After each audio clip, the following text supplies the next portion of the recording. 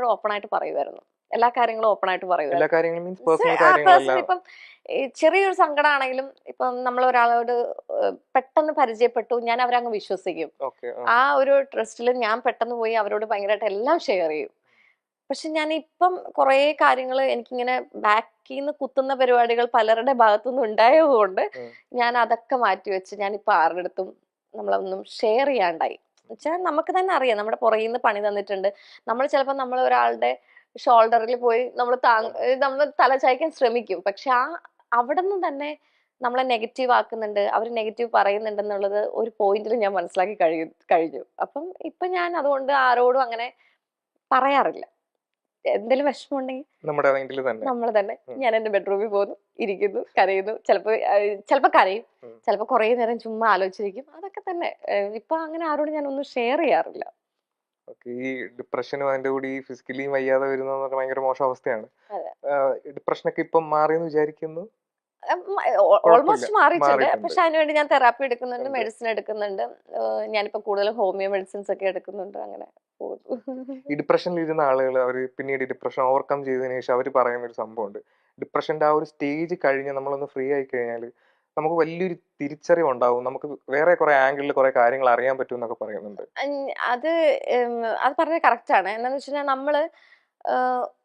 നമുക്ക് നിത്യവും ഇങ്ങനെ ഞാൻ പറഞ്ഞില്ലേ, പണി കിട്ടുന്നു, നമുക്ക് ഒരാളെ വിശ്വസിക്കുമ്പോൾ അവിടെ നിന്നും വിഷമങ്ങൾ വരുന്നു. എനിക്കൊരു പ്രശ്നമുണ്ട്. ഞാൻ 100% ഞാൻ കൊടുക്കുന്ന മാത്രമല്ല, ഞാൻ ഭയങ്കര ഡൗൺ ടു എർത്ത്. മീൻസ് ഒരു റിലേഷൻഷിപ്പ്, അത് ഫ്രണ്ട്ഷിപ്പ് ആണെങ്കിൽ പോലും, ഒരു റിലേഷൻഷിപ്പ് ആണെങ്കിലും ഫ്രണ്ട്ഷിപ്പ് ആണെങ്കിലും എന്താണെങ്കിലും പോവാതിരിക്കാൻ ഞാൻ മാക്സിമം ശ്രമിക്കും.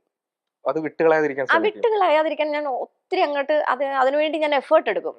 പക്ഷെ അവിടെ അത് കഴിഞ്ഞിട്ട് എന്താ പറയാ, ഞാൻ എഫേർട്ട് എടുത്തിട്ടും എന്താണ് കാര്യം എന്ന് ചിന്തിച്ച് തോന്നുന്ന ഒരു പോയിന്റിൽ ഞാൻ പെട്ടെന്ന് ചേഞ്ച് ആവും.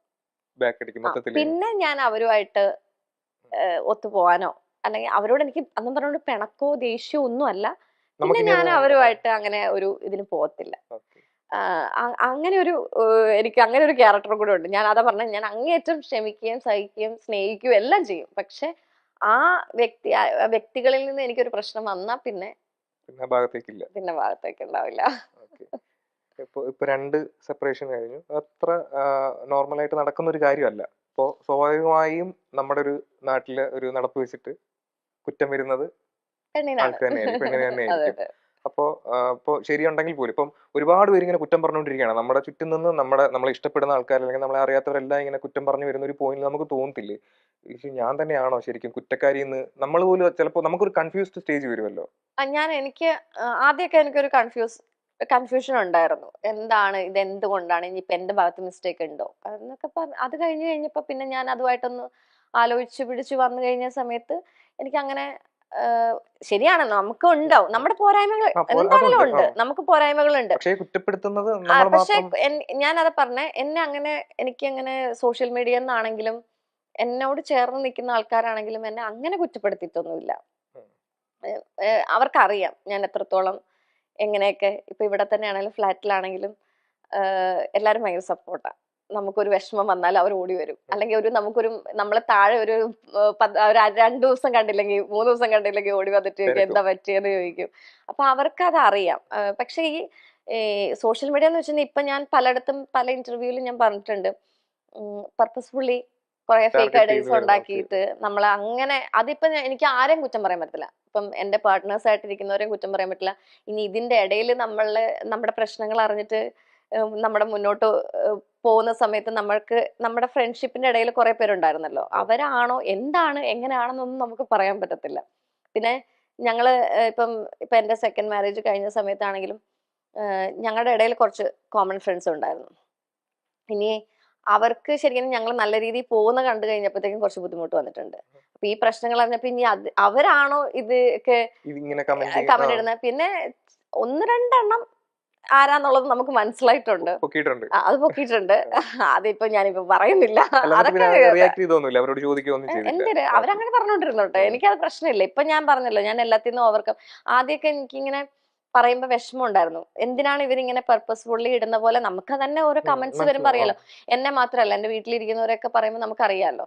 എന്റെ എന്താ പറയാ, അമ്മനെ പിടിച്ചിടുന്നു, അപ്പനെ പിടിച്ചിടുന്നു, ആർക്കും ഒന്നും അറിയത്തില്ല. അപ്പം ഈ അറിയാവുന്ന ആൾക്കാരാണ് നമുക്ക് അങ്ങനെ ഇടുന്നതെന്നുള്ളത് അറിയാം. അപ്പൊ അതുകൊണ്ട് തന്നെ ആദ്യമൊക്കെ എനിക്ക് ഭയങ്കര വിഷമമായിരുന്നു. പിന്നെ ഞാൻ വിചാരിച്ചു, ഇപ്പൊ പിന്നെ എന്റെ കൂടെയുള്ള എന്റെ ഫാമിലി ആണെങ്കിലും ഫ്രണ്ട്സ് ആണെങ്കിലും പറയുന്നത്, നിനക്കൊന്നും പറ്റുന്നില്ല, നിന്റെ ശരീരത്തെ ഏൽക്കുന്നുമില്ല, പിന്നെ നീ തളർന്നു പോയിട്ടില്ല എന്ന് ഓപ്പോസിറ്റ് സൈഡിൽ നിൽക്കുന്ന ആൾക്കാർക്ക് മനസ്സിലാവുന്നുണ്ട്, കയറി വരുന്നുണ്ടെന്നുള്ളത്. അപ്പൊ അതുകൊണ്ട് ചിലപ്പോൾ നിന്നെ തളർത്താനായിരിക്കും. ഇഷ്ടംപോലെ കാര്യങ്ങൾ ചെയ്തിട്ടുണ്ട്, ചെയ്യുന്നുമുണ്ട്. ഇതെല്ലാം അറിഞ്ഞിട്ടും ഞാൻ സൈലന്റ് ആയിട്ടിരിക്കും. അങ്ങനൊന്നും മൈൻഡ് ചെയ്യുന്നില്ല എന്നുള്ളതിൽ തന്നെയാണ്. ഓക്കെ. ഒരു സൈലൻസ് ആണല്ലോ എല്ലാത്തിനും. അതെ, അതല്ല ഏറ്റവും നല്ലത് അത് തന്നെയാണ്. നമ്മൾ അതിന്റെ പുറകെ പോയി കഴിഞ്ഞാൽ പിന്നെ അതിനെ എല്ലാം സമയം വേണ്ട. അറിയുന്നുണ്ട്, പക്ഷെ എല്ലാം അറിയുന്നുണ്ട്. എല്ലാം അറിയുന്നുണ്ട്, പക്ഷെ എന്നാലും ഞാൻ സൈലന്റ് ആയിട്ടിരിക്കും. അതാ നല്ലത്. പിന്നെ ഒരു ഇന്റർവ്യൂവിൽ ഇങ്ങനെ പറയുന്ന കേട്ടു, ഒരാളുണ്ട്, ഒരു പേഴ്സൺ ഉണ്ട്, ഞാൻ എല്ലാ അത് കാര്യങ്ങളും നിങ്ങളുടെ ചാനൽ തന്നെ ഞാൻ പറഞ്ഞേക്കുന്നത്. അതെ. അപ്പൊ അതാ, പക്ഷെ അന്ന് പേര് പറഞ്ഞില്ലല്ലോ. അത് പറയത്തില്ല. അതെന്താ? ആളോ ഇപ്പൊ ഉണ്ടെന്നല്ല പറഞ്ഞേ, അന്നുണ്ടായിരുന്നു, ഉണ്ടായിരുന്നു. ഇപ്പൊ ഇല്ല. ഇപ്പൊ ഇല്ല. ഇപ്പൊ നല്ല ഫ്രണ്ട്ഷിപ്പിൽ പോകുന്ന ഫ്രണ്ട്സ് ആണ്. ഓക്കെ. സുഖാണോ ചോദിക്കും, ഇതെല്ലാ കാര്യങ്ങളും അങ്ങനെയൊക്കെയുള്ള ചോദ്യങ്ങളൊക്കെ ഉള്ളൂ. അല്ല, ഞാൻ പറഞ്ഞില്ലേ, എന്റെ മാരേജിന് മുമ്പ്, അതായത് സെക്കൻഡ് മാരേജിന് മുമ്പ് ഉണ്ടായിരുന്ന ഒരു ഫ്രണ്ട്ഷിപ്പാണ്. പക്ഷെ അതാ ഞാൻ പറഞ്ഞ, പുള്ളി എന്ന് പറയാ എന്റെ ഒരു എക്സ് ലവർ അങ്ങനെയൊന്നും അല്ല. ഞാൻ പറഞ്ഞല്ലോ, എനിക്ക് ആ ആളെന്ന് പറഞ്ഞത് എനിക്ക് ഏറ്റവും പ്രഷ്യസ് ആണ്. ഒരു കണക്ഷൻ ഉണ്ട്. ആളെനിക്ക് ഞാൻ ഇന്നിപ്പോ ഈ ഫ്ലാറ്റിൽ പോലും, ഇപ്പൊ നമ്മള് ഫ്ലാറ്റിലാണല്ലോ, ഈ ഫ്ലാറ്റിൽ പോലും ഇരിക്കാൻ കാരണം പുള്ളിയാണ്. എനിക്ക് ദൈവത്തിന് തുല്യമായിട്ടുള്ള ഒരാളാണ്, ഒരു ഹെൽപ്പ് ചെയ്ത ഒരാളാണ്. അപ്പം എനിക്ക് ആ ആൾക്കും ഇതുണ്ടല്ലോ, അപ്പൊ നമുക്കത് റിവീൽ ചെയ്യേണ്ട ആവശ്യമില്ല. അല്ല, അത് വേണ്ട, എന്തിനാ? എനിക്കെപ്പോഴും എന്റെ പ്രൈവസി ഞാൻ ഭയങ്കരമായിട്ട് ആഗ്രഹിക്കുന്ന ഒരാളാണ്. ഇപ്പൊ എനിക്ക് ഒരാളുണ്ടെങ്കിൽ പോലും ഞാൻ ഉണ്ടെന്ന് നിങ്ങളോട് പറയും, പക്ഷെ ആളെ വെളിപ്പെടുത്തത്തില്ല. സസ്പെൻസ് ആക്കി വെക്കാനാണ് ഇഷ്ടം. ഓക്കെ. അല്ല, ഇപ്പം ഒരു എന്താ പറയാ, ഒരു ഓഫ് സ്റ്റേജിലാണ്. ഇപ്പൊ വെറുതെ കേസൊക്കെ നടക്കുന്നതേ ഉള്ളു, വെറുതെ നിങ്ങൾ ചുമ്മാ ഇപ്പൊ ഉണ്ടെന്നൊന്നും പറയരുത്. ലീഗിന് നടക്കുന്നതേ ഉള്ളു, ഇനി അതും പൊക്കി പിടിച്ചോട്ടെ. ഇല്ല, ഞാൻ ചോദിച്ചത് അത് കേട്ടപ്പോ ഒരു ക്യൂരിയോസിറ്റി. അല്ല, അത് ഞാൻ പറഞ്ഞല്ലോ, അതിനകത്ത് വ്യക്തമായിട്ട് പറഞ്ഞിട്ടുണ്ട്. എനിക്ക് പുള്ളി എന്ന് പറയുമ്പോ എനിക്ക് എന്റെ എന്താ പറയാ, നമുക്ക് അതിനൊരു ഡെഫിനിഷൻ ഇല്ല എന്ന് പറയില്ലേ. ചില വ്യക്തികൾ നമുക്ക് ഒരു പോയിന്റിൽ വരുന്നതായിരിക്കും. ആ പോയിന്റിൽ വരുന്ന ആൾക്കാര് നമുക്ക് എന്താ പറയാ, നമ്മളെ മനസ്സിലാക്കി നമ്മളെ സഹായിക്കാൻ വേണ്ടിട്ടോ, അല്ലെങ്കിൽ നമുക്ക് എന്തെങ്കിലും ഒരു ഇതില് ദൈവമായിട്ട് നമുക്ക് അത് തരുന്ന ഒരു ഇതായിരിക്കും. അപ്പൊ അത് ഇപ്പം അങ്ങനെ ഫ്രണ്ട്ഷിപ്പോ കാര്യങ്ങളോ അങ്ങനെയൊന്നുമില്ല. സുഖാണോ ചോദിക്കും, അങ്ങനെയുള്ള ഇതൊക്കെ ഉള്ളൂ. ഇല്ല, അങ്ങനെയല്ല. അത് നമ്മളിപ്പോ മാരേജ് ഒക്കെ കഴിഞ്ഞല്ലോ, അവർക്കും ഫാമിലി ഉണ്ട്, നമുക്കും ഫാമിലി ഉണ്ട്. അതുകൊണ്ട് വന്നതാണ്. അപ്പൊ ഈ ആളുകളെ ജഡ്ജ് ചെയ്യുന്നതിലും വിലയിരുത്തുന്നതിലൊക്കെ ഫ്ലോപ്പ് ആണോ? ചോദിക്കും ഇങ്ങനെ പണിക്ക് എനിക്ക് എന്താന്ന് വെച്ചാൽ ഭയങ്കരമായിട്ട് ആദ്യം തന്നെ എനിക്ക് ഇപ്പൊ തോന്നി തുടങ്ങി. ഞാൻ പണ്ട് എല്ലാവരുടെ അടുത്ത് പറയും, എനിക്കെല്ലാം മനസ്സിലാവും, എടി ഇത് അവിടെ പണി. പക്ഷെ ഞാൻ വേറൊരു കാര്യമുണ്ട്, എന്റെ ബാക്കിയുള്ള എന്റെ ഫ്രണ്ട്സിന്റെ അടുത്തൊക്കെ ചോദിച്ചാൽ അറിയാം, വേറെ എല്ലാവരുടെയും കാര്യം പറയുന്നത് കറക്റ്റ് ആയിരിക്കും. ജഡ്ജ്മെന്റ് ചെയ്തിട്ട്, എടി നിനക്ക് ഇന്ന പണി വരുന്നുണ്ട്, അല്ലെങ്കിൽ എടാ നിനക്ക് ഇന്ന പണി വരുന്നുണ്ടെന്നൊക്കെ പറയും, ഒന്ന് സൂക്ഷിച്ചോളാൻ പറയാം. പക്ഷെ അതൊക്കെ അവർക്ക് ഓക്കെയാണ്. പക്ഷെ എന്റെ ലൈഫ് വരുമ്പോ ഞാൻ ഭയങ്കര സീറോ ആണ് ആ കാര്യത്തില്. എനിക്ക് അറിയത്തില്ല, ഇനിയിപ്പോ നമുക്ക് അറിയത്തില്ലല്ലോ, മനുഷ്യരല്ലേ, മനുഷ്യന്റെ മനസ്സ് എപ്പോഴാണ് എങ്ങനെയാണ് മാറാൻ പറ്റുന്നത്. നമ്മൾ ഒരാളെ ഫേക്ക് ആണോ എന്നൊന്നും നമുക്ക് പറയാം. ചക്കയോ മാങ്ങയൊക്കെ ആണോ ചൂട് നോക്കാൻ പറ്റും. ശരിയാണ്. ഇവരെന്ത് ഉദ്ദേശത്തോടു കൂടിയാണ് നമ്മളോട് സഹകരിക്കുന്നത്. അതെ അതെ അതെ. ഓക്കെ. അപ്പോ ഇപ്പൊ രണ്ടാമത്തെ കല്യാണം അതെങ്ങനെയാ, അറേഞ്ച്ഡ് മാരേജ് ആയിരുന്നു? അത് ഞങ്ങളിങ്ങനെ കണ്ട് ഇഷ്ടപ്പെട്ടിട്ട് പുള്ളി ഇങ്ങനെ വന്ന് നമ്മുടെ അടുത്ത് പറഞ്ഞപ്പോഴത്തേക്കും ഞാൻ വീട്ടിൽ വന്ന് പറയാൻ പറഞ്ഞു. ഞാൻ സ്റ്റേഡിയത്തില് നടക്കാനൊക്കെ പോവായിരുന്നു. അപ്പൊ ഫ്രണ്ട്സ് വഴിയാണ് വീണ്ടും വന്നത്. ആ പുള്ളി ഇങ്ങനെ വന്ന്, അതിനു മുമ്പ് ഫേസ്ബുക്കില് മെസ്സേജ് ഒക്കെ അയച്ചിട്ടുണ്ടായിരുന്നു, അതൊന്നും ഞാൻ നോക്കിയിട്ടുണ്ടായിരുന്നില്ല. ഇത് കഴിഞ്ഞ് വന്ന് ഫ്രണ്ട്സുമായിട്ട് വന്ന് സംസാരിച്ച സമയത്താണ് അപ്പൊ നോക്കിയപ്പോഴത്തേക്കും പിന്നെ ഫാമിലി, പപ്പയുടെ ഫാമിലിയും പുള്ളിക്കാരന്റെ അമ്മയുടെ ഫാമിലിയും, ഞങ്ങള് പാലക്കാരാണല്ലോ, അപ്പൊ അങ്ങനെ അറിയാം. അങ്ങനെ പെട്ടെന്ന് മാരേജിലേക്ക് എത്തിയത്. അങ്ങനെ ഒരു കണക്ഷനാണ് മാരേജിലേക്ക് വന്നത്. ചോദിക്കുന്നത്, ഇപ്പം സ്വയം ഒരു പാർട്ട്ണറിനെ കണ്ടെത്തിയിരുന്നെങ്കിൽ അത് ചിലപ്പോ ലാസ്റ്റ് ചെയ്തേനെ എന്നൊക്കെ ഒരു തോന്നലുണ്ടായിട്ടുണ്ടോ? മീൻസ് ഇപ്പോ ഫസ്റ്റ് മാരേജ് അറേഞ്ച്ഡ് ആയിരുന്നു, ഇതുപോലെ ഒരു ഫസ്റ്റ് മാരേജ് അറേഞ്ച്ഡ് ആണെങ്കിലും പുള്ളി അന്ന് നമുക്ക് ഇത്രയും ഇതൊന്നും ഉണ്ടായിരുന്നില്ല. പക്ഷെ വിളിക്കും, പിന്നെ കല്യാണം ഉറപ്പിച്ചു വെച്ചതിന് ശേഷം പുള്ളിക്കാരന്റെ ഡാഡി മരിച്ചു. അങ്ങനെ കുറച്ച് ഗ്യാപ്പ് ഉണ്ടായിരുന്നു. എന്നാലും നമ്മൾ സംസാരിച്ചിട്ടൊക്കെ ഉണ്ട്. അതാ ഞാൻ പറഞ്ഞത്, നമ്മളൊരു വീട്ടിൽ ചെന്ന് നിൽക്കുമ്പോൾ ചിലപ്പോൾ ഞങ്ങളുടെ പ്രശ്നമായിരിക്കില്ല. അപ്പം അന്നൊക്കെ പറയുമ്പോഴത്തേക്കും എന്റെ ഫസ്റ്റ് മാരേജിൽ ശരിക്കും പറഞ്ഞു കഴിഞ്ഞാൽ ഞാനും എന്റെ ഹസ്ബൻഡും തമ്മിലുള്ള പ്രശ്നം എന്ന് വെച്ച് കഴിഞ്ഞാൽ അത് വീട്ടിലുണ്ടായ കുറെ ഇഷ്യൂസും കൂടെ കൊണ്ടിട്ട്, നമ്മള് വീട്ടിലുണ്ടാവുന്ന കുറെ ഇഷ്യൂസ് ഉണ്ടല്ലോ. പുള്ളി ഒന്നാമതെ അബ്രോഡാണ്, ഞാൻ പുള്ളിയുടെ വീട്ടിലാണ് നിൽക്കുന്നത്. അങ്ങനെ നിൽക്കുന്നതിന്റെ ഒരു കുറെ പ്രശ്നങ്ങൾ ഉണ്ടാവും. അതിന്റെ ഇടയ്ക്ക് വീട്ടിൽ കുറെ പ്രശ്നങ്ങൾ ഉണ്ടാവും. അല്ലാതെ ഞങ്ങൾ തമ്മിൽ അങ്ങനെ വലിയ സംഭവമായിട്ടോ അങ്ങനെയൊന്നും പിരിഞ്ഞതൊന്നുമല്ല. ഒരു പോയിന്റിൽ എനിക്ക് ഇനി പറ്റത്തില്ല എന്ന് പറഞ്ഞിട്ട് അങ്ങനെ പിരിഞ്ഞു. പ്രശ്നമോ അങ്ങനെ ഒന്നും അല്ല, ഉണ്ടായിട്ടില്ല. പുള്ളിന്റെ വീട്ടില് എനിക്ക് നിൽക്കാൻ പറ്റാത്ത മനസ്സിലായി. സിറ്റുവേഷൻ വന്നപ്പോഴത്തേക്കുമാണ് ഞാനത് പറഞ്ഞ് ഞങ്ങൾ അങ്ങനെ ഡിവോഴ്സും കാര്യങ്ങളൊക്കെ ആയിട്ട് അങ്ങനെ അങ്ങ് പോയി. അത് കഴിഞ്ഞ് സെക്കൻഡ് മാരേജ് ഇപ്പൊ പറഞ്ഞല്ലോ, നമ്മൾ അങ്ങോട്ടും ഇങ്ങോട്ടും മനസ്സിലാക്കാൻ ഒരു ടൈം ഒക്കെ ഉണ്ടായി. ഒരു 4-5 മാസം എടുത്തിട്ടൊക്കെയാണ് നമ്മൾ. പക്ഷെ ഞാൻ പറഞ്ഞില്ല, അതങ്ങനെ ആയിപ്പോയി. അല്ല, ഞാൻ ഇപ്പോ സ്വയം സെലക്ട് ചെയ്യാന്ന് ഉദ്ദേശിച്ചത്, ഇപ്പൊ ഒരാൾ പ്രേമിക്കുകയാണെന്നുണ്ടെങ്കിൽ കുറച്ച് നാള് പ്രേമിക്കുമ്പോ നമുക്ക് പ്രേമിച്ചാലും പ്രേമിച്ചില്ലെങ്കിലും വരാനുള്ളത് വഴി തങ്ങില്ല. വരാനുള്ള വഴി തങ്ങില്ല, അത്രേ ഉള്ളൂ. ചിലപ്പോ ഞാൻ ഇപ്പൊ പറയുന്ന ഒരു കാര്യമുണ്ട്. ചിലപ്പം എനിക്ക് അങ്ങനെ ഒരു ലൈഫ് ദൈവം വിധിച്ചിട്ടുണ്ടാവത്തില്ല. അല്ല, ഞാനിപ്പോ വേറൊരു അത് ഇങ്ങനെ പറഞ്ഞിട്ടുണ്ടായിരുന്നു, എനിക്ക് സംഭവിക്കുന്നതൊക്കെ എന്റെ വിധിയായിട്ട് കരുതി സമാധാനിക്കുക എന്നുള്ളത്. അപ്പൊ ഈ വിധി എന്ന് പറയുന്ന ഒരു സംഭവം, അല്ലെങ്കിൽ ആ ഒരു കാര്യം നമ്മൾ എടുക്കുന്ന തീരുമാനങ്ങളുടെയും നമ്മൾ ചെയ്യുന്ന കാര്യങ്ങളൊക്കെ റിലേറ്റഡ് ആയിട്ട് അല്ലെങ്കിൽ കണക്റ്റഡ് ആയിട്ടുള്ള ഒരു കാര്യമല്ലേ? അതെ, പക്ഷെ എന്നാലും ഞാൻ പറയുന്നത് വെച്ചാൽ ഒരുപാട് നമ്മളിങ്ങനെ എന്താ പറയാ, രണ്ടുപേരും, ഞാൻ ഒരാളെ മാത്രമല്ല പറയുന്നത്, രണ്ടുപേരും ഇങ്ങനെ ശ്വാസം മുട്ടി ജീവിക്കുന്നതിനേക്കാൾ നല്ലത് നമ്മള് അതെ അതെ അതെ, സെപ്പറേറ്റഡ് ശരിയാണ്. ആവുന്നതാണ്. അപ്പൊ പിന്നെ ചില കാര്യങ്ങൾ വരുമ്പോ നമ്മൾ വിചാരിക്കും, ഓ ഇനിയിപ്പോ ഞാൻ പറഞ്ഞില്ലേ, നമ്മൾ മനുഷ്യരാണ്, നമ്മുടെ ഭാഗത്ത് ഉണ്ടാവും. എനിക്ക് എങ്ങനെയാന്ന് വെച്ചിട്ടുണ്ടെങ്കിൽ ഞാൻ പറഞ്ഞില്ല, ഒരാളെ ഞാൻ ഭയങ്കരമായിട്ട് ഡിപ്പെൻഡ് ചെയ്യുന്ന കൂട്ടത്തില്ല, അല്ലെങ്കിൽ ഡിപ്പെൻഡ് അവർക്ക് ചെയ്യുന്ന കൂട്ടത്തിലാണ്. ഞാൻ ഭയങ്കരമായിട്ട് ഡിപ്പെൻഡ് ചെയ്യും. Okay. അതിപ്പോ എന്റെ ഫാമിലിനെ ആണെങ്കിലും എന്റെ പാർട്ട്ണറെ ആണെങ്കിലും ഞാൻ ഭയങ്കരമായിട്ട് ഡിപ്പെൻഡ് ചെയ്യും. ഉം. 100% കൊടുക്കും. എനിക്കത് തിരിച്ചു കിട്ടിയില്ലെങ്കിൽ എനിക്ക് അങ്ങനെ ഒരു പ്രോബ്ലം കൂടെയാണ്. ഞാൻ പറഞ്ഞില്ലേ, എനിക്ക് Oh. എന്റേതായ പ്രോബ്ലം അതാണ്. എനിക്കത് കിട്ടിയില്ലെങ്കിൽ ഭയങ്കര സങ്കടമാണ്. അപ്പൊ അത് ചിലപ്പോ അത് എന്റെ ഏറ്റവും വലിയ പ്രശ്നമായിരിക്കും. അത് റിലേഷൻസിൽ ഒരു പ്രശ്നമായിട്ട് വന്നിട്ടുണ്ടോ? ഒരു സിവിയർ ഇഷ്യൂ ആയിട്ട് വന്നിട്ടുണ്ടോ? അങ്ങനെ ഇപ്പൊ ഞാൻ അറിയില്ല. പറയട്ടെ, അതിപ്പോ എന്റെ ഒരു പാർട്ട്ണർ മനസ്സിലാക്കി കഴിഞ്ഞാൽ അത്രല്ലേ ഉള്ളൂ. ഒരാളെ സ്നേഹിക്കുന്നോണ്ടായിരിക്കുമല്ലോ ആളോട് അത്രയും ഇതായിട്ട് നിൽക്കുന്നത്. അപ്പൊ ആള് മനസ്സിലാക്കുന്നില്ല, പിന്നെ അതാ ഞാൻ പറഞ്ഞേ, ഉം. എന്താ പറയാ, അഡ്ജസ്റ്റ്മെന്റ് അല്ലല്ലോ, ഒരു അണ്ടർസ്റ്റാൻഡിങ്ങിൽ അങ്ങ് പോവാന്നുള്ളത് ഒരു ഇതാണല്ലോ. അപ്പൊ അഡ്ജസ്റ്റ് ചെയ്യാൻ പറ്റാത്ത പോയിന്റിൽ നമ്മൾ പിരിഞ്ഞ് ജീവിക്കുക എന്നുള്ളതേ ഉള്ളൂ. ഈ രണ്ട് സെപ്പറേഷൻസ് ലൈഫിനെ എങ്ങനെ അഫക്ട് ചെയ്തു? സ്വന്തം പേഴ്സണൽ വേറെ വേറെ അതാ ബ്രാഞ്ചസ് ഞാൻ ഒന്നും പറഞ്ഞ, എന്റെ ലൈഫിൽ എനിക്ക് ഏറ്റവും വലിയ വിഷമം വന്നത്, എന്നോട് തന്നെ ഉള്ള ഒരു ക്വസ്റ്റ്യൻ മാർക്ക് എന്ന് വെച്ച് കഴിഞ്ഞാൽ, എനിക്ക് മാരേജ് ലൈഫ് വിധിച്ചിട്ടില്ലേ? ഉം. അതാണ് ഞാൻ പറഞ്ഞത്. എന്നെ തന്നെ ഞാൻ പറഞ്ഞില്ല, എന്റെ ലൈഫിൽ ഞാൻ വിധി എന്ന് പറഞ്ഞൊരു സംഭവം ഞാൻ അങ്ങനെ ഇത് ചെയ്തു. പിന്നെ ഞാൻ പറഞ്ഞ പോലെ അത് ചിലപ്പോ നമുക്ക് എന്താ പറയാ, അതെ, അതിലേക്ക് പോവണ്ട. ഞാൻ വളരെ പോസിറ്റീവായിട്ട് തന്നെയാണ് കാര്യങ്ങൾ ചോദിക്കുന്നത് കേട്ടോ. സോറി. പറയാൻ പറ്റാത്ത കുറെ കാര്യങ്ങളുണ്ട്. അപ്പൊ നമുക്ക് ആ ടോപ്പിക് അങ്ങ് വിടാം. Okay okay. പക്ഷെ എനിക്ക് കോർട്ടിൽ ഇതുള്ളതുകൊണ്ട് എനിക്ക് റിവീൽ ചെയ്യാൻ പറ്റാത്ത കുറെ കാര്യങ്ങളുണ്ട്. കുഴപ്പമില്ല. ഇപ്പൊ ഇവിടെ ഒറ്റയ്ക്കേ ഉള്ളൂ, ചേച്ചി ഇവിടെ ഒറ്റയ്ക്കേ ഉള്ളൂ. ഇപ്പൊ എന്തെങ്കിലും ഒരു മ്യൂസിക് കിട്ടുകൊണ്ട് ഇങ്ങനെ ഇരിക്കുക. 10 വയസ്സുള്ള ആൻമരിയ തൊട്ടടുത്ത് ഇരിപ്പുണ്ട്. 10 വയസ്സുള്ള 10 വയസ്സുള്ള എന്തായിരിക്കും ആൻമരിയോട് പറയുന്നത്? നിങ്ങൾ തമ്മിൽ എന്തായിരിക്കും സംസാരിക്കാൻ ചാൻസ് ഉള്ളത്? നിങ്ങൾ രണ്ടുപേരും മാത്രമേ ഉള്ളൂ, നല്ലൊരു മെലഡി മ്യൂസിക് ഇങ്ങനെ പോകുന്നുണ്ട്, ഒരു സൺസെറ്റ് ആണ്, എന്തായിരിക്കും? എനിക്ക് അങ്ങനെ പ്രത്യേകിച്ചൊന്നും പറയാനില്ല. അതെന്താ? ആ ഒരു സംഭവം ആലോചിച്ച് നോക്കേ. 10 വയസ്സുള്ള എന്നോട് തന്നെ ഞാൻ എന്ത് പറയാനാ? പോയി ചോറിട്ട് കിടന്നുറങ്ങാം. അതെ, അത് നമുക്ക് എന്താ പറയാ, നമ്മള് ഈ ഇമാജിനേഷൻ ഒക്കെ സീരിയലില് പറ്റുള്ളൂ. അല്ലാതെ നമ്മള് 10 വയസ്സുള്ള ആളിങ്ങനെ വന്നിരുന്നിട്ട് ഞാൻ എന്നോട് തന്നെ എന്താ പറയാനാ? ഞാൻ ഇങ്ങനെ ആലോചിച്ചു പറയാ, അത്ര ഫ്ലോപ്പ് ആയി പോയി, അടുത്ത പ്രാവശ്യം നമുക്ക് പിടിക്കുക, അത് പറയുള്ളൂ. അങ്ങനെ പറയൂ. അടുത്ത ജന്മത്തിൽ നമുക്ക് നോക്കാം, ഇതിപ്പം ഇങ്ങനെ ആയിപ്പോയി. ഞാനിപ്പം മാരേജ് സംഭവം ഒക്കെ അതങ്ങനെ പോയെങ്കിലും അത് ഒരു മോശം കാര്യമായിട്ടൊന്നും അല്ല, ഒരിക്കലും വേറൊരു കാര്യമുണ്ട്. ഇത് മാരേജ് എന്നുള്ളത് മാറ്റി വെച്ച് കഴിഞ്ഞാൽ എനിക്ക് എന്റെ ലൈഫില് ഞാൻ ആഗ്രഹിക്കാത്ത ഒരു ലെവലിലേക്ക് എത്തിയിട്ടുണ്ട്. അത് ഞാൻ ഒട്ടും പ്രതീക്ഷിക്കാത്ത ഒരു ഇതാ. എന്ന് വെച്ചാൽ ഞാൻ DPharm കഴിഞ്ഞ ഒരാളാണ്.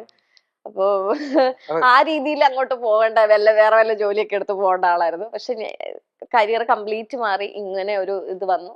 ഇപ്പം എന്നാ പറയാ, എനിക്ക് ഇത്രയും കുറച്ച് നമ്മളെ ആൾക്കാരൊക്കെ മനസ്സിലാക്കുന്നതും അവര് വന്ന് സന്തോഷത്തോട് സംസാരിക്കുന്നതൊക്കെ നമുക്ക് വലിയൊരു ഭയങ്കര പോസിറ്റീവ് ആയിട്ടുള്ളൊരു കാര്യമാണ്. നമ്മളെ സ്നേഹിക്കുന്നുണ്ടല്ലോ, മറ്റുള്ളവരുടെ ഒരു സ്നേഹം നമുക്ക് കിട്ടുന്നുണ്ടല്ലോ. പബ്ലിക്കിന്റെ ഒരു സ്നേഹം ഇതൊന്നും നമുക്ക് പ്രതീക്ഷിക്കാതെ നടന്നത്. അതെ അതെ ഇതൊക്കെ ഇതൊക്കെ ആ കൊച്ചിനോട് പറഞ്ഞൂടെ, നമ്മൾ ഇവിടം വരെ എത്തി, നമ്മൾ എത്ര സീരിയൽ ചെയ്തു, നമുക്ക് ഇത്ര വലിയ വീടുണ്ട്, നമ്മൾ ഇന്ന അതാ പറഞ്ഞെ. പൊസിഷനിലാണെന്നൊക്കെ. അത് ഞാൻ പറഞ്ഞല്ലോ, ഏഹ് ദൈവത്തെ പോലെ കാണുന്ന ഒരുപാട് പേരുടെ ഇതുകൊണ്ടാണ് ഞാൻ ആ ഇവിടെ വരെ എത്തിയത്. അപ്പൊ എനിക്ക് അവരോട് പറഞ്ഞാൽ മതി, എന്റെ നിഴലിനോടോ അല്ലെങ്കിൽ എന്റെ 10 വയസ്സുള്ള ഇതിനോട് പറയേണ്ട ആവശ്യമില്ല. ചിലപ്പോ ആ കുഞ്ഞു സ്വപ്നം ഒരു 10 വയസ്സുള്ള ഒരാൾ സ്വപ്നം പോലും കാണാത്തൊരു പൊസിഷനിലായിരിക്കുമല്ലോ അല്ല വന്നിരിക്കുന്നത്. ഞാന് അന്ന് കുറെ നാൾ ഞാൻ പറഞ്ഞില്ലേ, മമ്മിയും ഞാനൊക്കെ ഒത്തിരി സ്ട്രഗിൾ ചെയ്തിട്ടുണ്ട്. ഇവിടം വരെ എത്തിയത് നമ്മുടെ ആ ഒരു സ്ട്രഗിള്, ദൈവം എന്ന് പറഞ്ഞൊരു ശക്തി ഉണ്ടല്ലോ, ഞാൻ അതിലൊക്കെ വിശ്വസിക്കുന്ന ഒരാളാണ്. ദൈവം, കർമ്മ, ഇതിലൊക്കെ വിശ്വസിക്കുന്നത്. അപ്പം ആ ചിലപ്പം നമ്മളെ താഴ്ത്തിക്കെടാനൊക്കെ ഒരുപാട് പേര് നമ്മുടെ പിന്നിൽ നിന്ന് കുത്താനൊക്കെ ഇഷ്ടം പോലെ ആൾക്കാരുണ്ടായിട്ടുണ്ട്. പക്ഷെ അവിടെ നിന്നൊക്കെ ഇവിടം വരെ എത്തി, അത് വലിയൊരു അനുഗ്രഹമാണ്. അതിൽ ഞാൻ എന്താ പറയാ, ഞാൻ എന്റെ സ്വന്തം 10 വയസ്സായ എന്റെ നിഴലിനോട് അല്ലെങ്കിൽ എന്റെ ആത്മാവിനോട് എന്റെ ഇതിനോടും അല്ല ഞാൻ പറയേണ്ടത്, ഞാൻ അതിന് ദൈവത്തിനോടാണ് നന്ദി പറയേണ്ടത്. അല്ലാതെ എനിക്ക് എന്നോട് തന്നെ ഇല്ല നന്ദി കടപ്പാടത്. ഇതിലും നീ വെറുതെ ചുമ്മാ കുഴപ്പിക്കാതെ. എന്നെ അടിക്കുന്നതായിരുന്നു ഇതിലും നല്ലത് ആ ചോദ്യം ചോദിച്ചത്. അല്ല അതൊക്കെ എന്നാന്നറിയോ, താമ്പാതി ദൈവം പാതി. ആ നമ്മൾ ചെയ്യാനുള്ള അതെ. നമ്മളുടെ പ്രവൃത്തി നല്ലതാണോ, അതാ ഞാൻ പറഞ്ഞേ, എന്റെ ഭാഗത്ത് ശരിയുള്ളത് കൊണ്ട് തന്നെയാണ് എന്നെ ഇപ്പോഴും ഞാൻ അങ്ങനെ വിശ്വസിക്കുന്നത്. ഞാൻ പലപ്പോഴും ഇപ്പം നേരത്തെ എന്റെ അടുത്ത് ചോദിച്ചല്ലോ, നമ്മളുടെ ഭാഗത്ത് തെറ്റുണ്ടോ. ചിലപ്പോൾ ഞാൻ പലപ്പോഴും ഞാൻ തന്നെ ഇരുന്ന് ചിന്തിച്ചിട്ടുണ്ട്, എന്റെ ഭാഗത്ത് തെറ്റുണ്ടോ. പക്ഷെ അപ്പോഴും ഞാൻ അതിൽ നിന്ന് ഓവർകം ചെയ്ത് വരുമ്പോൾ എനിക്കൊരു ആൻസർ എന്റെ ഉള്ളിൽ നിന്ന് തന്നെ, അല്ലെങ്കിൽ എനിക്കൊരു ദൈവം തരുന്ന ഒരു ആൻസർ ഉണ്ടല്ലോ. അല്ലെങ്കിൽ എന്നെ അറിയുന്ന അച്ഛന്മാരാണെങ്കിലും കൗൺസിലിംഗ് ചെയ്യുന്നവരാണെങ്കിലും പറയുന്ന ഒരു കാര്യമുണ്ട്, നമ്മൾ ഒരുപാട് തെറ്റുകൾ ചെയ്താലേ നമ്മൾ താഴത്തേക്ക് പോകുള്ളൂ. നമ്മുടെ ഭാഗത്ത് ശരിയുണ്ടോ, നമ്മൾ അവിടെ നിന്ന് ലെവലിൽ നിന്ന് കയറി വരുവുള്ളൂ. അതാ ഞാൻ പറഞ്ഞത്, ഇവിടെ എനിക്ക് ഈ ഫാമിലി ലൈഫ് എന്നുള്ള സംഭവം മാറ്റി വെച്ച് കഴിഞ്ഞാൽ, എനിക്ക് ഈ 2024 മുതൽ, ഞങ്ങൾ സെപ്പറേറ്റഡ് ആയ ആ നിമിഷം മുതൽ എനിക്ക് ഒരിക്കലും ഒരു ആർട്ടിസ്റ്റിനും കിട്ടാത്തൊരു ഇതാണ്.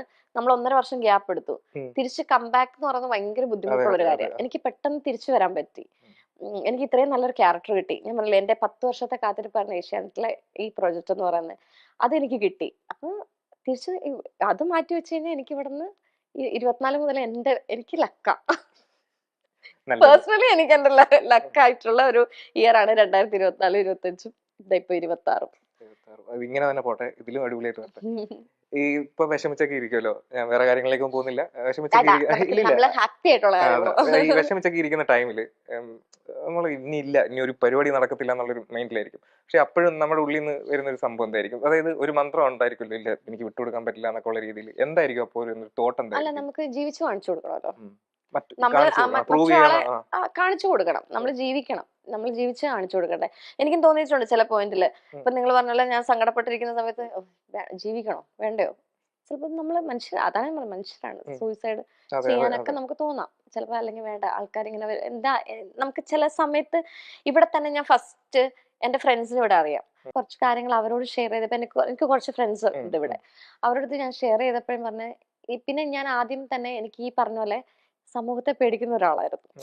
അവരെന്ത് വിചാരിക്കും, അയ്യോ സെക്കൻഡ് മാരേജ് എന്നാൽ ഞാൻ സ്ട്രഗിൾ ചെയ്യും, വേണ്ട എനിക്ക് അങ്ങനെ നിൽക്കേണ്ട ആവശ്യമില്ല. കാരണം എനിക്ക് ഫസ്റ്റ് മാരേജിലും എനിക്കൊരു കുഞ്ഞുണ്ട്, ഞാൻ സ്ട്രഗിൾ ചെയ്യുന്ന പോലെ തന്നെ അവളും സ്ട്രഗിൾ ചെയ്യേണ്ട ആവശ്യമില്ല, എനിക്ക് വേണ്ടി അവള് സ്ട്രഗിൾ ചെയ്യേണ്ട ആവശ്യമില്ല. അപ്പൊ ഞാൻ അതൊക്കെ തിങ്ക് ചെയ്തൊക്കെ അപ്പൊ ഞാൻ വിചാരിച്ചു, എന്തിനാ ഹാപ്പി ആയിട്ട് പോവാ, നമ്മള് എന്താ പറയാ, ആത്മഹത്യയെ കുറിച്ച് അങ്ങനെയൊന്നും ചിന്തിക്കണ്ട, നമ്മള് അവരുടെ മുമ്പിൽ ജീവിച്ച് കാണിച്ചു കൊടുക്കാൻ. എത്രയൊക്കെ അതാ പറഞ്ഞെ, എത്രയൊക്കെ ഡിപ്രഷൻ അടിച്ചാലും ഒരു പാനിക് സിറ്റുവേഷൻ ഉണ്ടായാലും എനിക്ക് ഇപ്പോഴും എല്ലാ ഷെഡ്യൂളും എനിക്ക് വർക്ക് ചെയ്യാൻ പോകണം എന്നുള്ളൊരു ഇത് വരുന്നത് എനിക്ക് അവരെ കാണിച്ചു കൊടുക്കണം.